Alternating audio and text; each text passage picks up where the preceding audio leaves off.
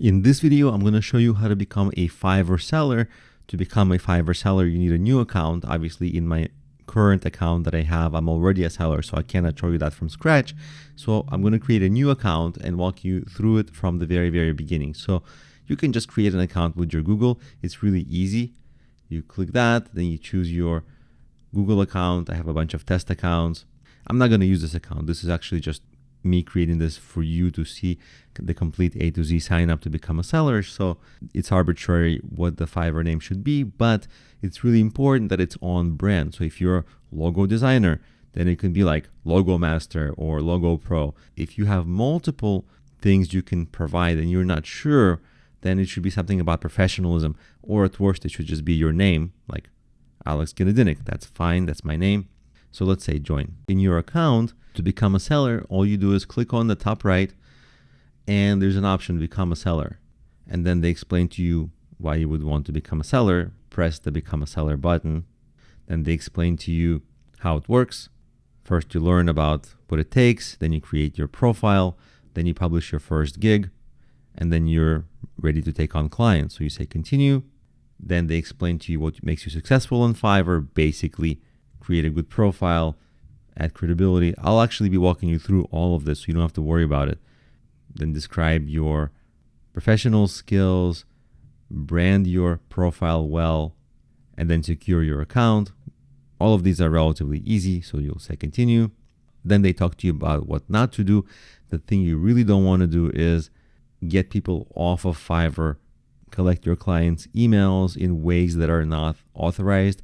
Some ways are authorized. We'll learn about that in the course, but they generally want you to adhere to the important parts of the terms of service, like don't provide any misleading information, obviously, and then don't spam other sellers essentially for work. And then here's the important part: don't request communication and payment outside of Fiverr, obviously, because if you do that, Fiverr doesn't collect commission, and Fiverr wants to collect commission. That's how they stay in business. So you'll say, okay, continue. And then you start filling out the rest of your profile. I'll actually do it with you. Profile picture. I have this cool picture of me playing music. I'm going to use that. Obviously, this is just for fun. I'm not going to use this. So description, they say minimum 500 characters, maximum 600 right here. So for example, let's say you're providing SEO services, then you want to talk about how good you are at SEO, for example. Here's something brief but very to the point. Let's say you are an SEO practitioner. Then you say something like 15 years of SEO experience, 200 plus clients, and thousands of pages ranking in the top 10 of Google for their main keywords. And then you say, I'd love to help your website grow to SEO. That's nice. And then language, if you speak multiple languages, great. In my case, I'll just say English. And then you say fluent. And then you say continue.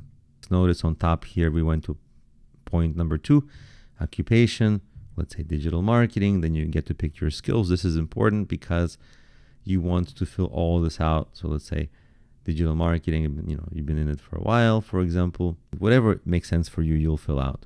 Skills, you want to add as many skills. SEO, like Google SEO, great. Experience level, expert, add new. Another maybe SEO on Amazon. Okay, great. So you really want to do a lot of this: SEO consulting, SEO audit. Notice you can create a gig, SEO audit, another gig, SEO consulting. So right away you start seeing, okay, what is popular here on Fiverr? So that way you'll keep an eye out for the kinds of services and gigs you can create. And you should add as many as possible. I'm not going to do that here because once I do one or two, it's really clear how to keep going, but you have to do as many as possible. Then you fill out your education, personal website. This is important because potential buyers might want to check out your work. So you put your website here.